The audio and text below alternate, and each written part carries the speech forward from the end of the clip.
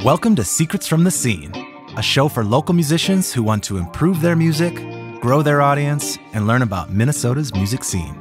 If you're interested in talking about all things music related and meeting interesting people from our local community, you're in the right place.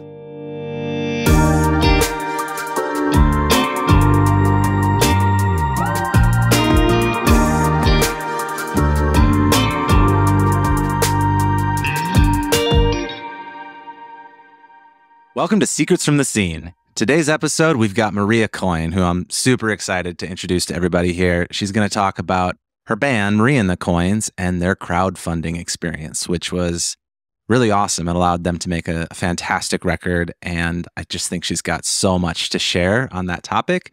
So I can't wait for us to get into that. But let me tell you a little bit about Maria and the Coynes. Maria and the Coynes bundle big picture pop ambition into earnest indie sensibility. The fivesome fuses singer-songwriter-driven pop hooks with the vulnerability and honesty of an indie band.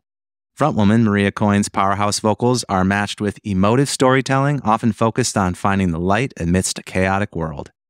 While the writing features nods to Coyne's pop, country, and theater roots, the music finds its sweet spot behind alternative rock-influenced arrangements, resulting in a sound often likened to Sarah Bareilles, Michelle Branch, and James Bay. The band has opened for touring artists such as Christina Perri, Haley Reinhart, Forrest Black, and J.P. Sachs. With the release of their latest album, Forward, the band gained traction with local and national outlets like American Songwriter, Indie Spoonful, and Please Pass the Indie. The band is currently based here in Minneapolis, Minnesota, and working on their next series of songs, which I am personally very excited to hear. Please welcome Maria Coyne.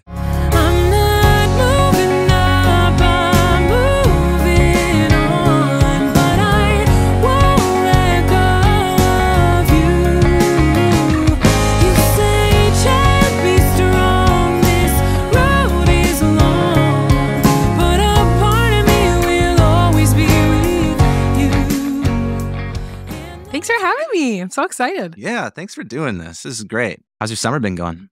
Summer's been good. We had a lot of early gigs like in May, and then it's been like a big summer of just like taking time to write and rearrange and kind of get ready for the next, the next chapter of Maria and the Coynes. So that's been great. Sophomore album. Yes, exactly. Right? Yeah, the pressure's on. Yes.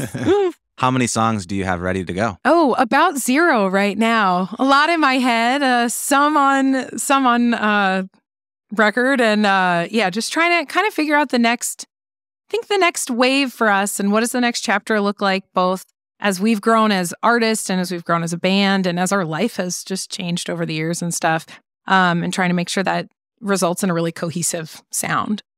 Absolutely. I feel like there's always such momentum on that first one, right? Yes. Because you're usually writing for many years leading up to album number 1.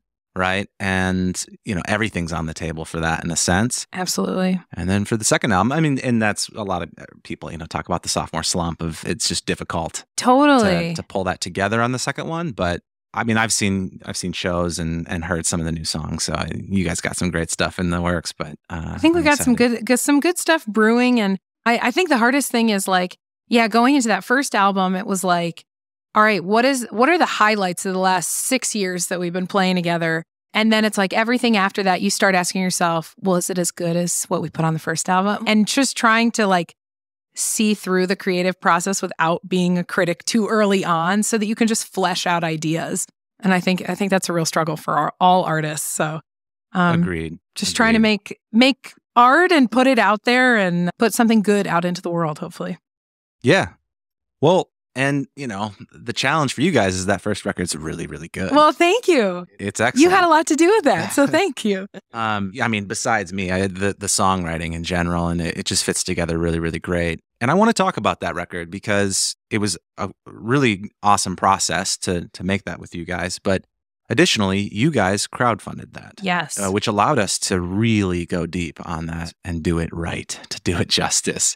To take our time, to play with arrangements, to do amazing vocal productions and all that kind of stuff. And so that's what we want to dive into today, is how crowdfunding worked for you. Totally. Sort of looking at the big picture but getting into some of the details, because for somebody that's gone through the process and knows the pain points and, what to look out for, I just think that you probably have a lot of insights about doing it. So first, how did you decide that's what you wanted to do? And then how did you, decide which platform you wanted to use? Totally. Well, I'm a big believer in everything in its own time, but when you do it right. And as we started to gather, we had released an EP back in 2016 that we had just done with a friend. And when we were looking to do that first full-length album, it was if we want to do this right and give these songs what we feel the attention they deserve, it's going to take more than we can fund by playing shows and selling merch at this stage of our career. And so we started looking into crowdfunding. And initially, one of the things we struggled with was we were there are so many great things out there and so many great causes that deserve people's money. Why our album? Why are we going to ask friends and family and fans for money? And I had a conversation with a friend who had done a Indiegogo for their independent film.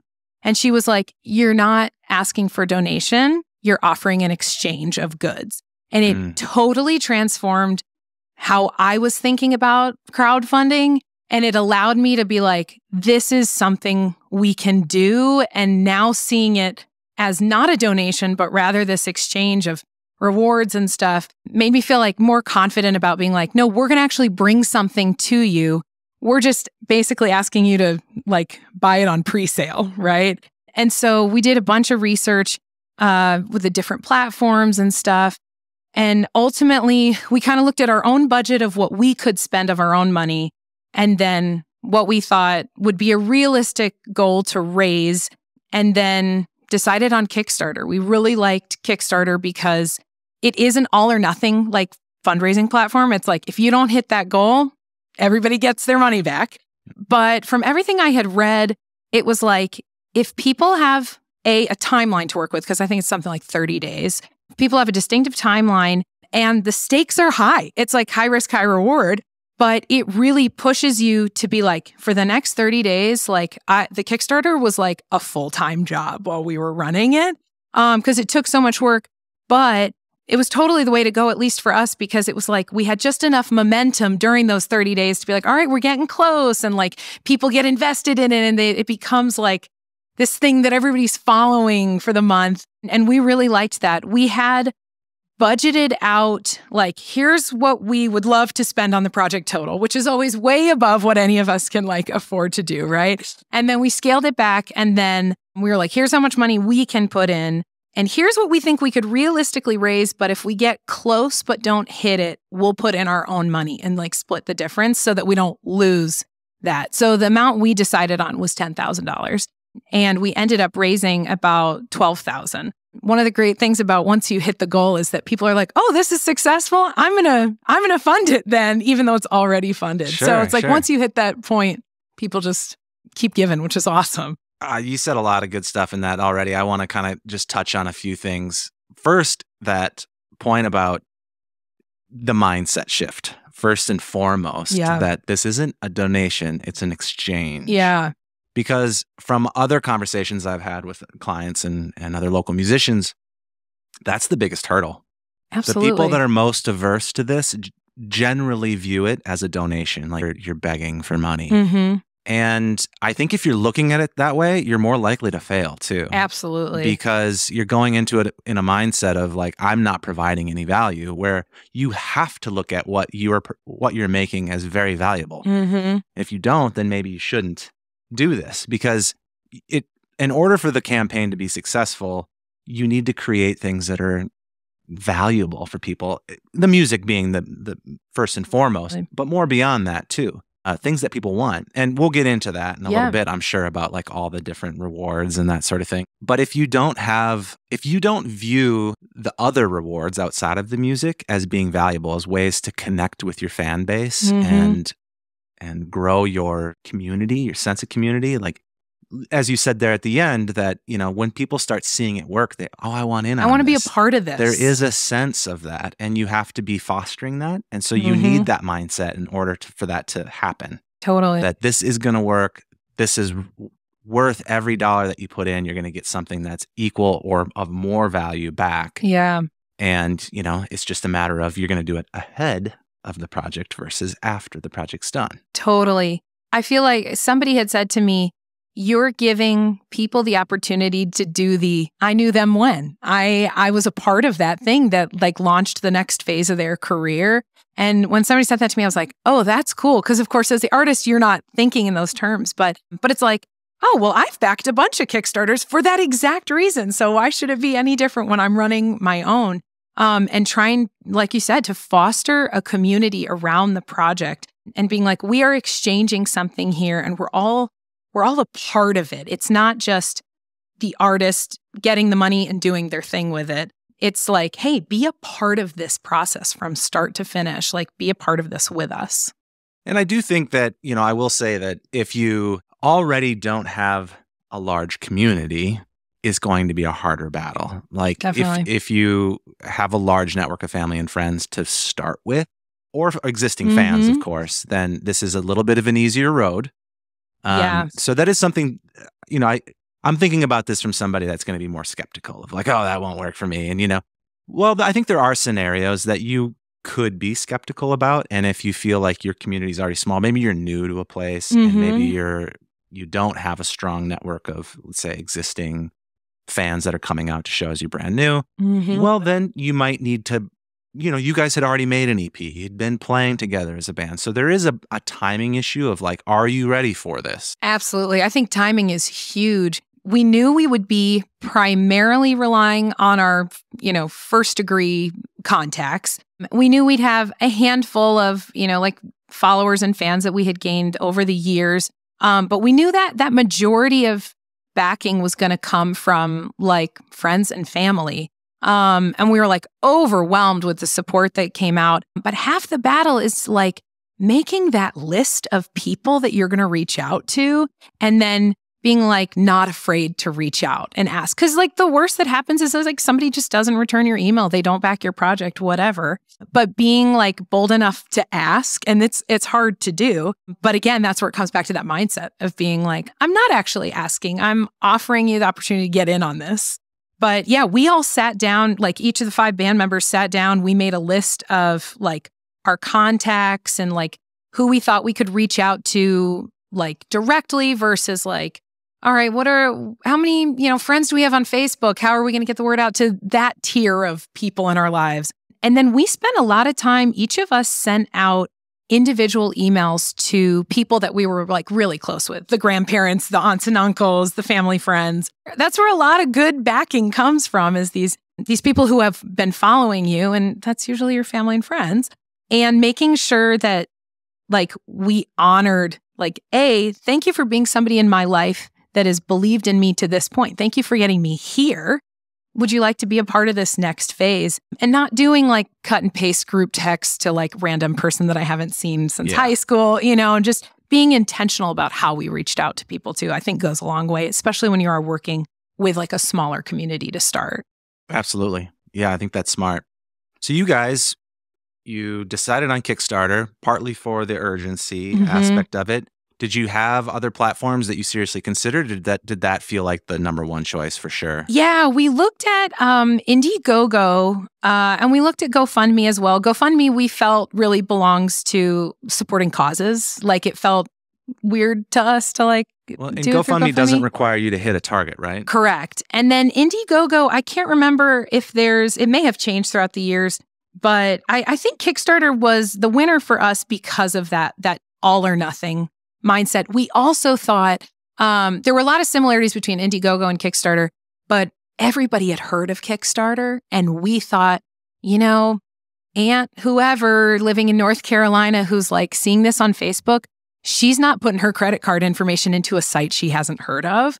But a lot of people had heard of Kickstarter at this point. And so we were like, this might be an easier sell. People are familiar with the platform. Sure. And we felt like that kind of went a long way for us. Yeah, and I think that just for anybody that, if you've never heard of Kickstarter or you're not familiar with crowdfunding in general, there's different platforms, different companies that will help you raise money. And one of the biggest differentiators between platforms is whether or not you have to set a goal say in Marie and the Coyne's case, $10,000. If you don't hit that $10,000 within the allotted amount of time, then no one pays in. If you got to 9,999, Man, you don't make any of it. Now, the band themselves could kick in that extra little bit to get you across the goal, and then everybody funds it. Totally. But basically, Kickstarter just takes like a pending charge, and then yeah, if it gets funded. And part of the appeal then is if you want to be a backer, and let's say you commit $50, everyone else that backed is all in. You're all saying like, okay, as a community, if this goes, we're all going to pay a little bit of money towards this. Totally. Whereas other platforms like GoFundMe do not require any sort of goal. It's just that does feel a little bit more like a donation. Yeah, in that sense. Totally. And I don't know if there's rewards and stuff for GoFundMe, if it's strictly donation. Yeah. I can't quite remember. Yeah. The other thing too was like the layout of Kickstarter, like the user interface was really clean, really clear. You could have your write-up, your promo video, the rewards are on the side. Like the layout of it just was so easy for somebody who had never been on the site before to get the full picture of your project like really quickly, which I really liked. Because some people are like, I'm going to click on this, and like after 10 seconds, if I don't understand it or like I'm not getting the message, it's like, all right, we've just lost somebody. Okay, so you guys sort of recognized that you're in the right space essentially to do a fundraiser, in terms of your connections, your existing fan base. You've got some excitement already around the band, supportive friends and family. So you decide on Kickstarter, you get started. What do you do next? Panic. No. We spent a lot of time planning it out. The first and kind of most important thing was like making that initial promotional video. You can like upload like a little promo video, and then you have your write-up. And the promo video, we didn't, of course, it's like, here we are crowdfunding. So we definitely didn't have the money to go like make a fancy promo video. And we weren't in the studio yet. I know for some musicians, they start the process and then they like crowdfund.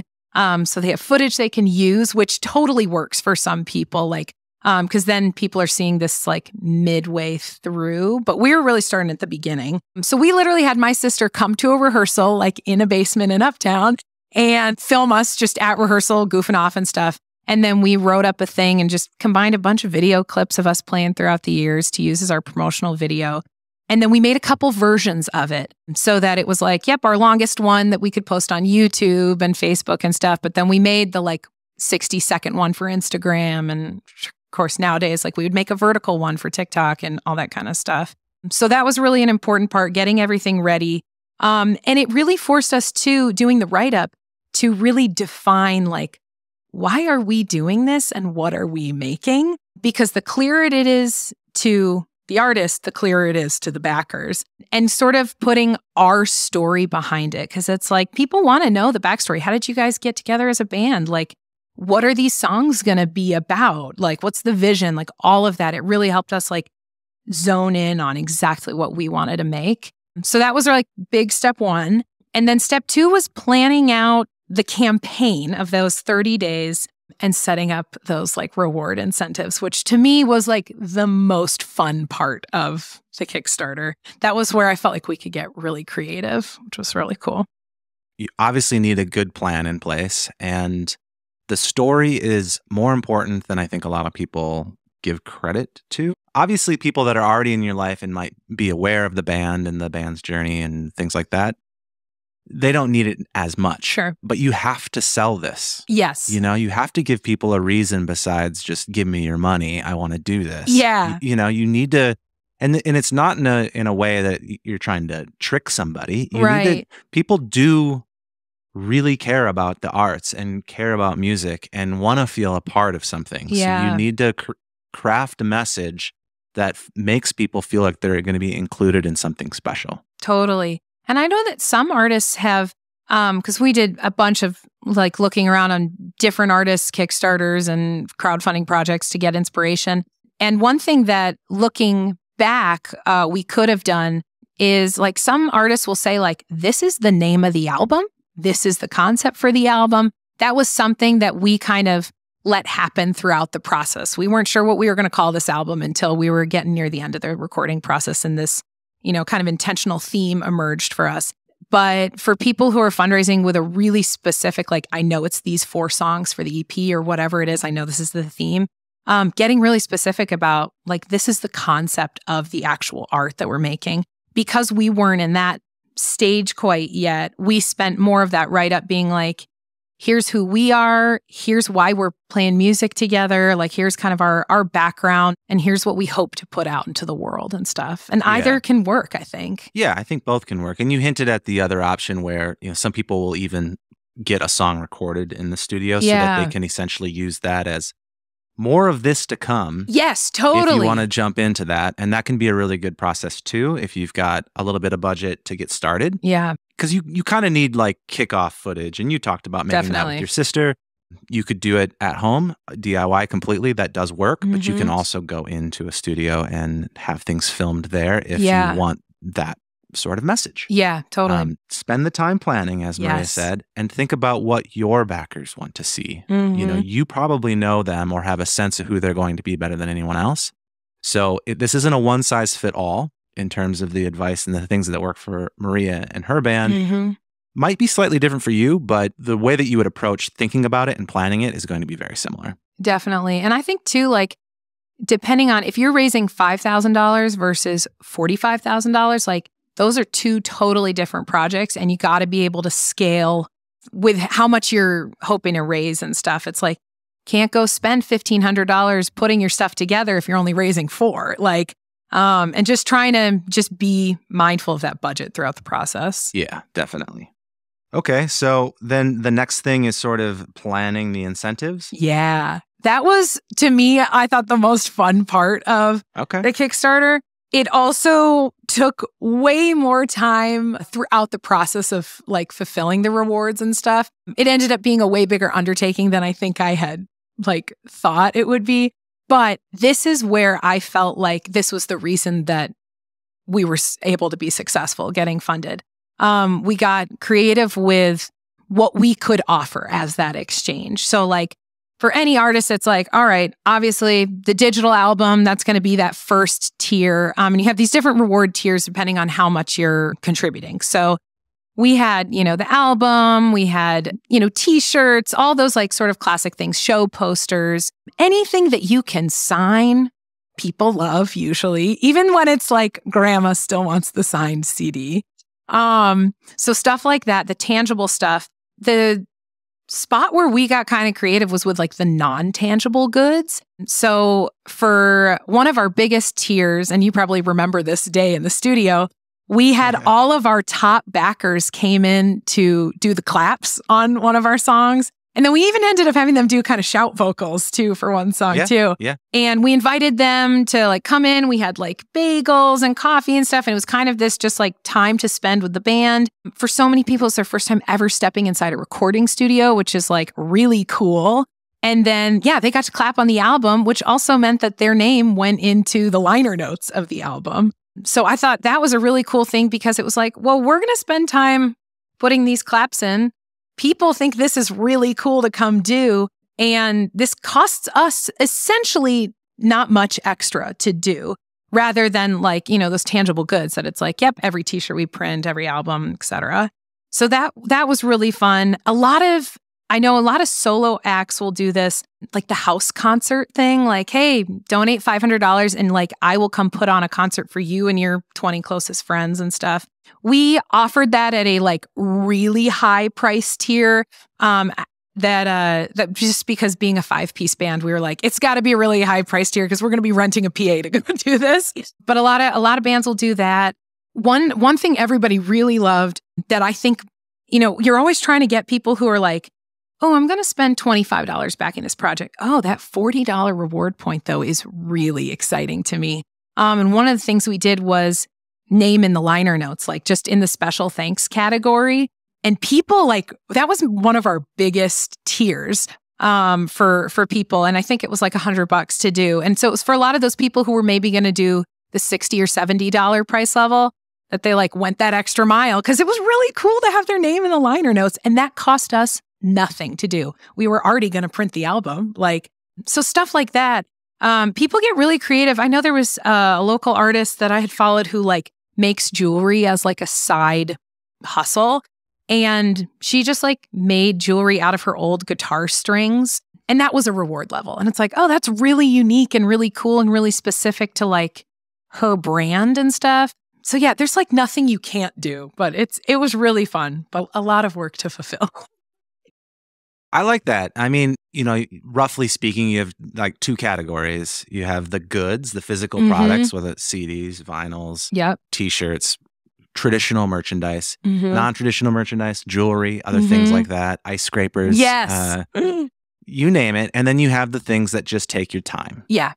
They're free in that sense, but your time is valuable. It does take a lot of time. And that's one of the things that's easy to overestimate or underestimate, I guess. Totally. However, the things that take your time are often experiences. And those experiences, outside of just fulfilling on the promised exchange for money for the fundraiser, it is building a bigger connection with your fan base. Absolutely. And it's expanding. It's inviting more people in and feeling more. And in today's age, that's so important. So yes, it is something that you have to do in exchange for this crowdfunding, but it's a little bit like an opportunity. It gives you an excuse now to have an event, to have some sort of exclusive thing, whether it's people coming into the studio for a party, private house party, taking somebody out to coffee that's a super fan and wanted to pay for that. Yeah. Giving people the opportunity to get access to you on a one-to-one basis is really important to super fans. Absolutely. And they're willing to pay for that. So I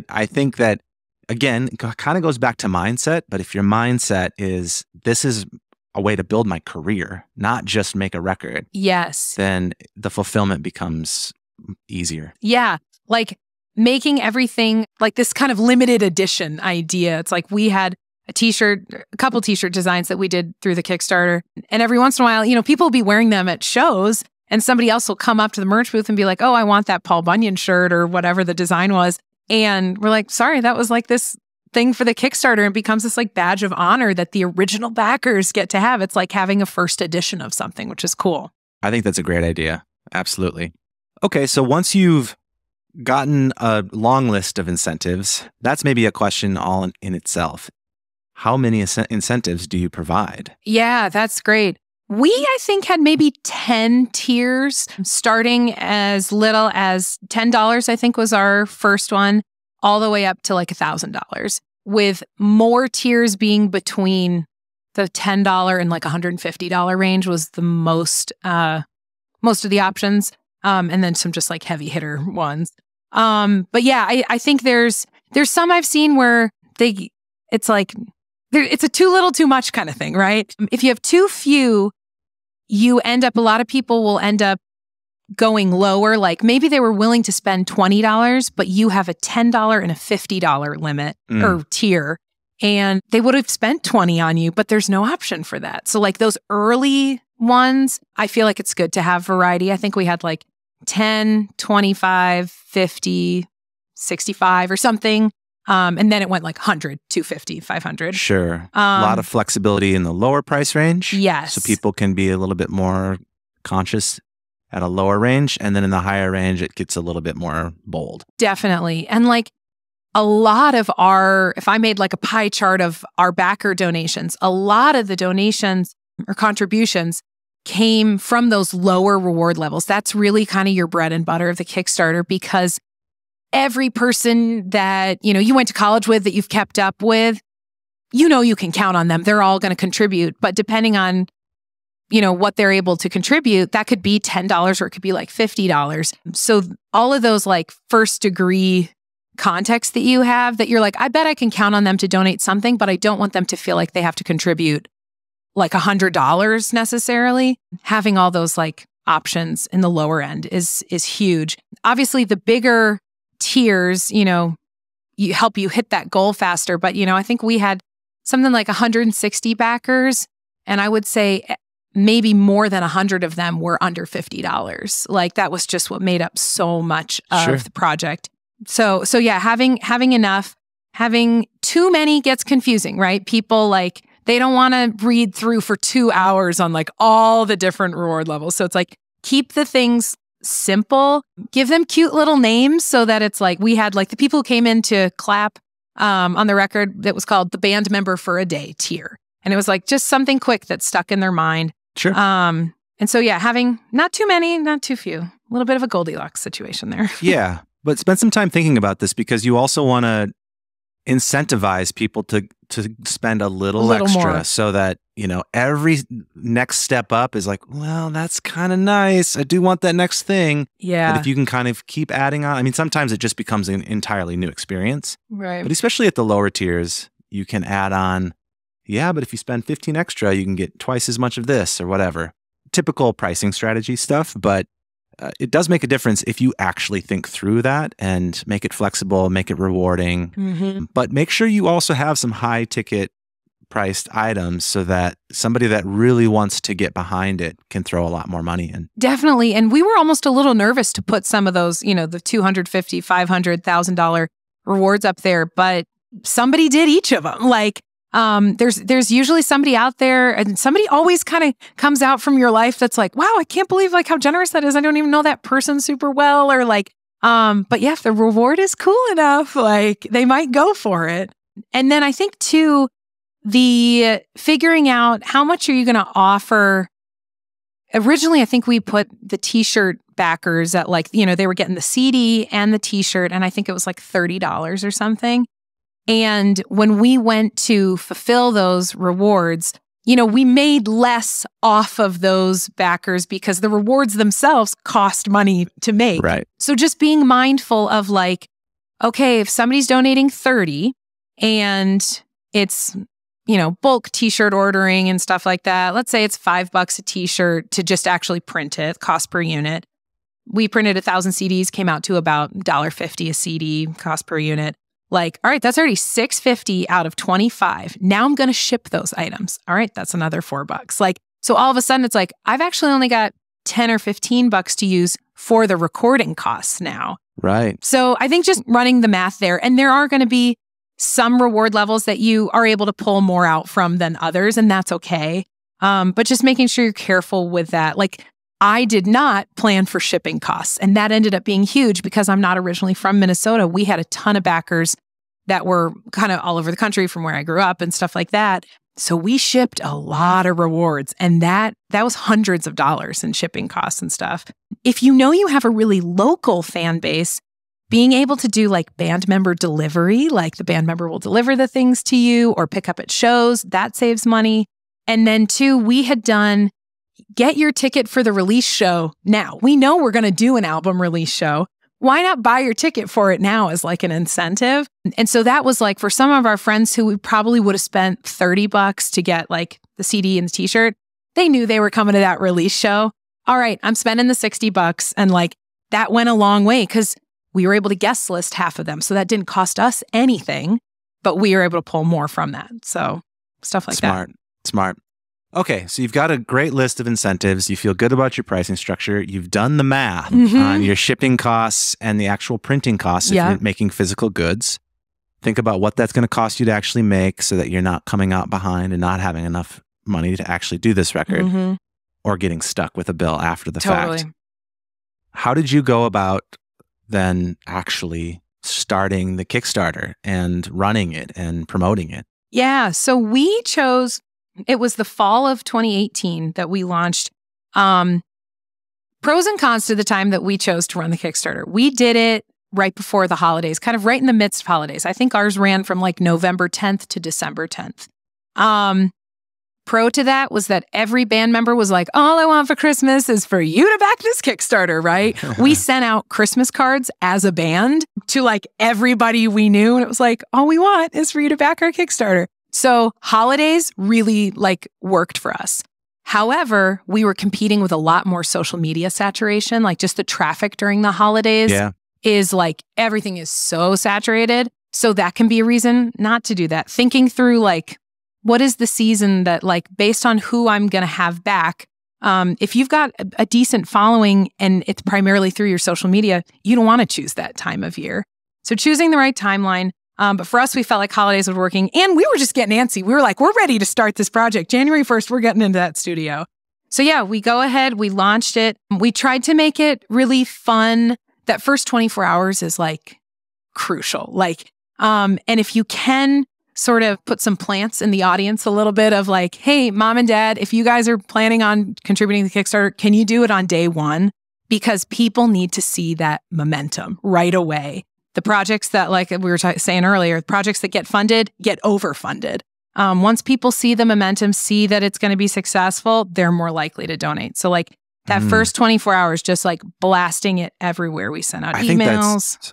I think that's huge. Yeah.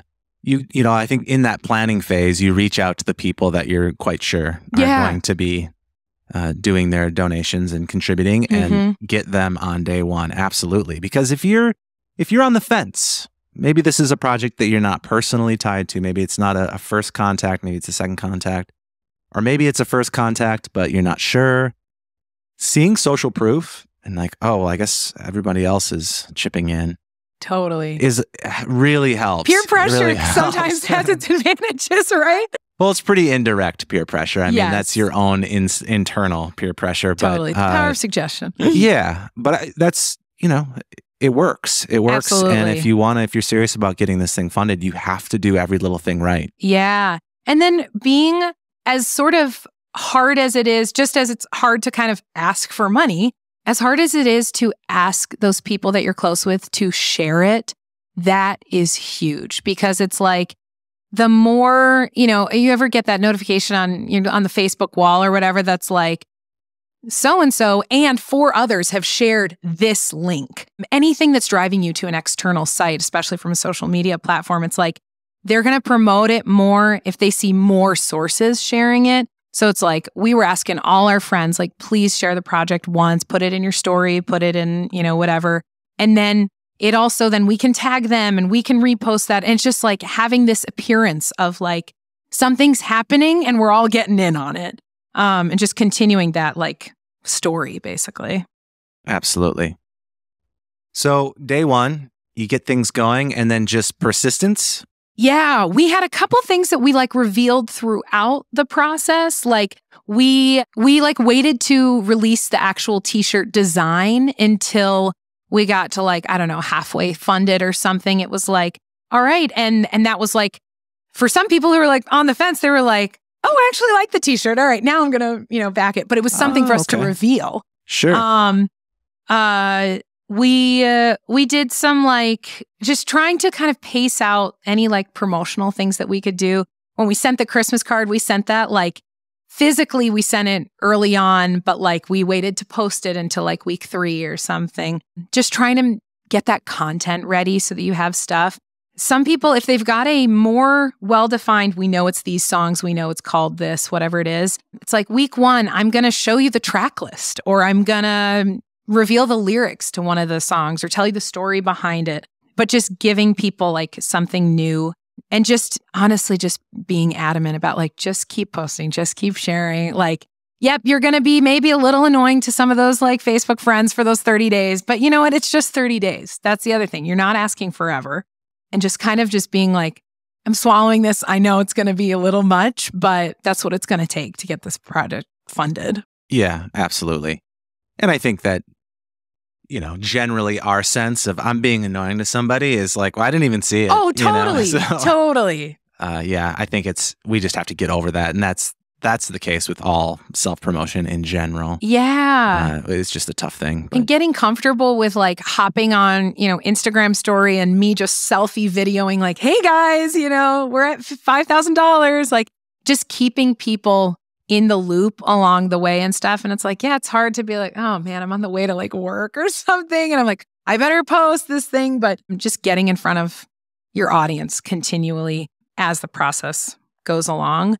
We didn't do a ton with like outside of our own community promotion of the Kickstarter. We reached out to a handful of like local news outlets because most of us went to college together. We like reached out to like our alumni association. We were like, hey, any chance you want to like do a little write-up on this?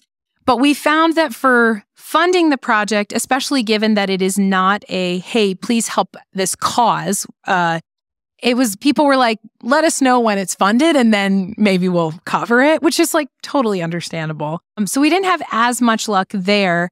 If you're really well connected in the scene, having other artists share it or, speak on your behalf and stuff, I think goes a long way. And if you can, if your project has a really unique angle, like kind of in the human interest category, you may get lucky with some, local news wanting to pick up the story and help you out and stuff. But getting creative with kind of like, who can you reach out to and how can you get in front of more people can definitely be good too. And a lot of it comes back to that story, thinking back to the very first step of deciding why. Yeah. Why are you doing this? And if you can, besides just because I want to make music, if you can give a little bit more depth so that there can be an emotional element that people connect to. Totally. That's also the reason they might want to actually share it. Totally. And when it comes down to that is probably you might get local news outlets, you might get other traction, but if you skip over just the fact that you need your fans, your friends to share it, it's going to be a tough road. Definitely. And one thing I should have mentioned earlier too, with the write-up and stuff like that, outlining what you're going to spend the money on for your backers to see is also really helpful. Like I think we had done a pie chart visual of like, here's what's going to go into recording, here's what's going to go into manufacturing the discs, here's what's going to go into, because a lot of people don't realize how expensive projects like this are. When we set the goal at $10,000, I had a couple people be like, what do you need $10,000 for? Not even understanding that I was like, and actually we're going to even put in some of our own money too to cover the rest of the cost. So helping people understand what you're spending their money on too, I think helps Very people. Important. Yeah. Yeah, that's a good point. As the campaign moves on then and you get to the end and you're pushing, you get funded. Yeah. It's nice on Kickstarter, you can get overfunded, so Yes. you can keep going. But presumably Kickstarter takes a cut for their service. And that cut, I think, is a percentage. So it's like gets bigger the more you raise. And once we hit our goal, I think like maybe with 6 or 7 days to spare. And so we kept pushing though to the end. It was like so grateful. We hit it. We're all celebrating. But we tried to help people understand like, hey, we might be able to do 10 tracks instead of 8. Or, just every dollar goes somewhere, even after it's funded. Yeah. Yeah, absolutely. Okay, once you get it funded, what do you do at that point? Is there any work? Like, what's the relationship with the Kickstarter campaign? Yeah. In terms of the fulfillment and stuff and the timeline and all of that. Totally. So, I can't remember if this is a Kickstarter specific rule or if it's like the recommended practice, but we had put in our thing, our intention is to fulfill all of this within a year.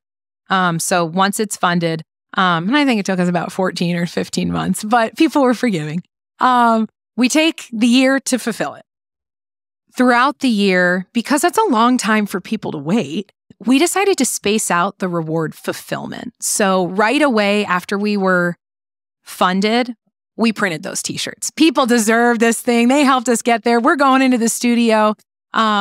We got those t-shirts sent out to everybody because we knew they were going to be waiting a year for this album. The biggest thing is like once that project is funded, making a timeline, building in a huge buffer, because as we know with any artistic process, it's going to take way longer. I think when we first came into the studio, I was like, Steven, what do you think? 6 months and then we'll do a record release? And you were like, do not do that to yourself. Take your time with it. But making your backers a part of the process once your project is funded. It's like, that's what they signed up for. Giving them updates.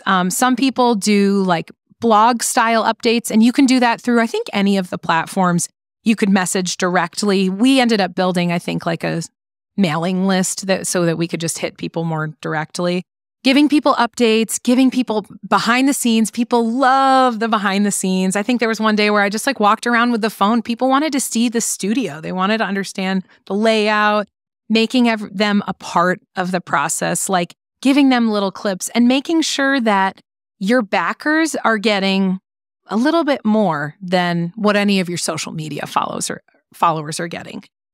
getting that VIP experience is really important. So trying to keep everybody updated, fulfilling the rewards as they came about. A lot of it gets pushed to the end.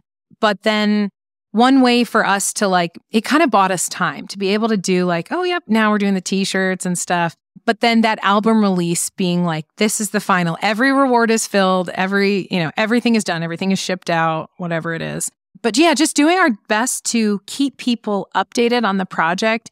And sometimes I didn't have a ton to say in that email, but it was just, hey, today we recorded this and we're really excited. We're going to, use strings in this, and just literally making people part of the process.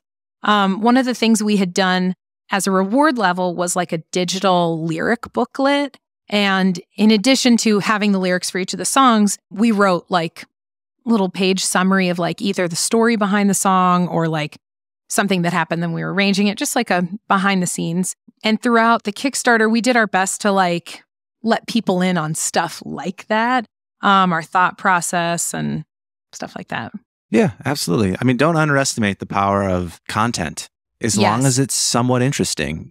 People look at content all day, all kinds of stuff. So if you have something that somebody's particularly interested in because they put money towards it, make sure you're giving them a lot of content. Definitely. And it doesn't have to be super special. I mean, it's great if it can be, totally. But as long as they just feel connected. And again, it's that opportunity to really deepen your relationship with your fan base anyway. Yeah. One thing I wish we had done was have somebody else come in while we were recording one day and get a bunch of footage and stuff. Cause we're all so, we're all Snapchatting each other's stuff all the time, right? Or Instagramming it. But having somebody just kind of take care of that one day and do here's a full day in the studio, just a little combined thing, I think would be great to do in the future. And just the power of just posting one photo, that's something, that's content. And yeah, and just remembering that it's you're doing this really awesome thing that a lot of people will never step into a recording studio in their life, but they'd love to see the inner workings of it. And so just reminding yourself that it's even if maybe I think this is a mundane part of what we're doing, this is something I could share that somebody might find interesting, I'm going to share it. Definitely. Well, this has been a great conversation. Before we wrap it up, I do want to ask a couple other little things. One being, we've highlighted a lot of the stuff that works and the benefits of all this stuff, but I'm sure there was things that didn't. Totally. Right? And there was downsides, and obviously sometimes you don't get funded. Yeah. And so we should spend a little bit of time talking about, for one, what kind of advice or tips do you have? What were the things that didn't go well, what you would not do again? If there's anything that you could tell people to try to avoid. I think one thing that was already mentioned was just factoring in shipping costs. It's a shipping cost, man. But are there any other things that come to mind for you guys? Yeah, I think there were a couple things that with budgeting, it's hard to estimate how many backers you're going to have, right? And so, for example, I know a lot of people want to print vinyl, and we had kind of run the math and we were I don't know, max, we're maybe selling 150 of these and it's going to still cost however much per unit to cost. And we were we can't bank on the fact that, yeah, but if 1,000 backers do it, the cost will go way down. Trying to just scale to what you think. The thing that ended up costing us way more than we budgeted for ended up being the t-shirts because, as you may remember, we had 4 designs for the t-shirts, which meant that when I went to go bulk order those, I was ordering 40 of these, 12 of these, 60 of these. And so those 12 t-shirts of that one design cost way more than the most popular design that I got to order in, a group of 60. So things like that, just being mindful of, all right, if I raise this much or have this many backers, that is more reward fulfillment. Cost per unit goes down, but do I have that in the budget? I think I just would have done maybe a little bit more of the math on that and just been maybe we could have one t-shirt design, Maria, and that would have been enough. So things like that. There were some things that were really important to us, important to me as it being the first full-length album that I had ever been a part of, the packaging for our CDs. I was just dead set on it has to open up because I'm putting every single lyric on that CD. And in hindsight, we did a lyric booklet. We could have probably saved a little bit on doing a more like a sleeve or whatever. But it was just really important to me that my album looked like this or whatever. So things like that, just trying to scale the project accordingly and then just not being afraid to ask. I think that's the biggest thing. Yeah, do your research about exactly what your costs are going to be up front. You can always contact, if you're making physical product, you can get quotes on all that stuff down to the exact design that you theoretically want to do. Totally. Same with t-shirts, things like that. Would you do it again? Oh, absolutely. I mean, it was a blast. We learned a lot, and I really did feel that sense of community. I still feel like our most core followers are those backers because they got to be a part of something really special. We have agreed as a band that until we feel like we're not going to ask the same 160 backers, we'll wait to do it maybe a little bit longer, just as we continue to build out our followers. But yeah, absolutely. I think it's a great way to do things. And I know there are other ways that, a lot of artists support things like Patreon, where people are monthly supporters of artists and stuff like that. There's a lot more out there, and that's really how artists are making their money now. So yeah, I absolutely 10 out of 10 would recommend. That's awesome. I think it's something that is not utilized as much today as it was a few years ago. Yeah. Although I do still see some.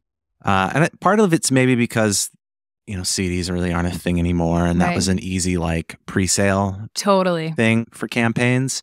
So I do think that if you're going to do a crowdfunding campaign today, you have to think creatively about what your rewards are going to be. Yeah. And because obviously things that take your time are great rewards, but if you have a lot of backers and you're doing a ton of one-to-one fulfillment or something, it just might be kind of impossible to fulfill everything reasonably. So you want to go look at what's working right now. Do your research. Look at other artists that are getting funded right now, whenever you're listening to this episode. Totally. Because that might change what kind of rewards you might offer depending on what you're seeing and what's working. If you choose Kickstarter, like we've been talking about throughout this episode, great. But there might be a new fundraiser platform that doesn't exist right now. Yeah. When you're listening to this that you want to use, just do your research.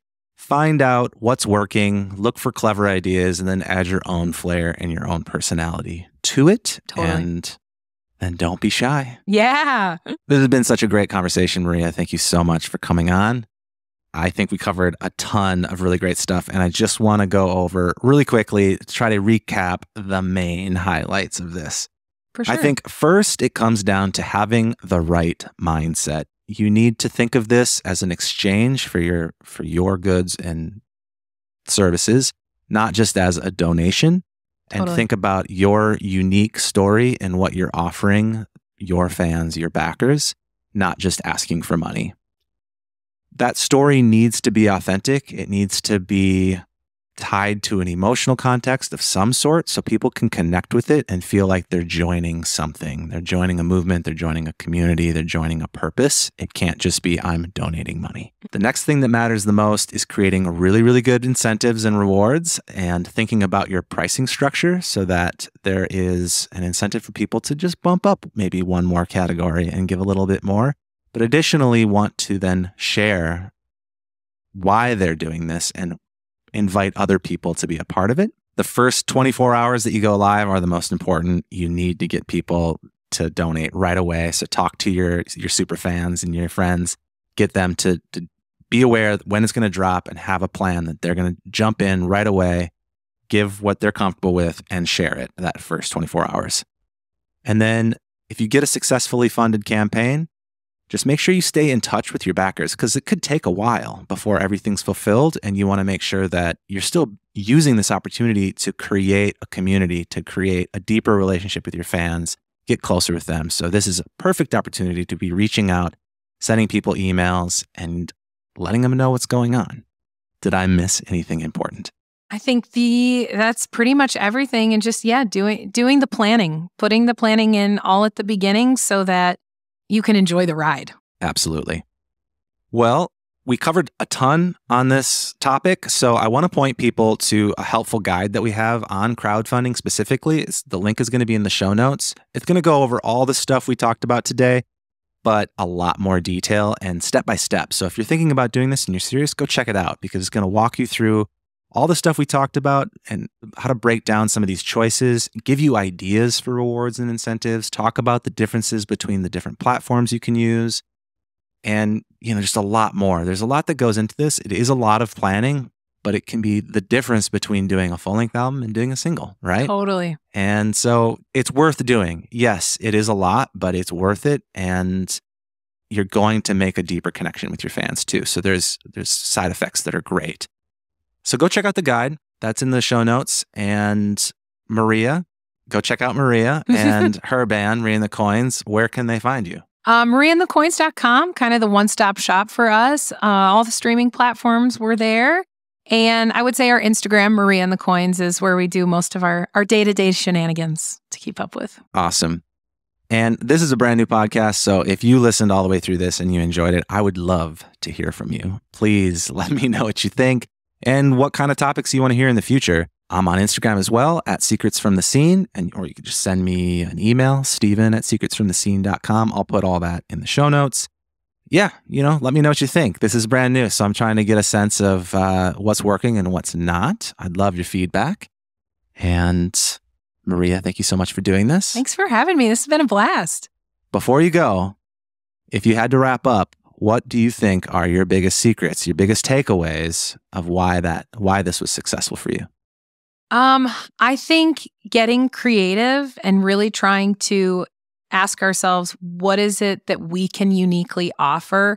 For us as a band, we're kind of a bunch of goofballs. So we did some silly things and they worked, like sending out Christmas cards, right? And so just getting creative and really taking the time to define your brand before starting the project, I think.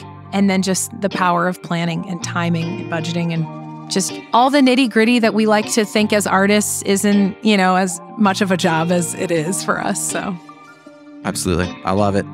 Beautiful advice. Thank you, Maria. Thank you.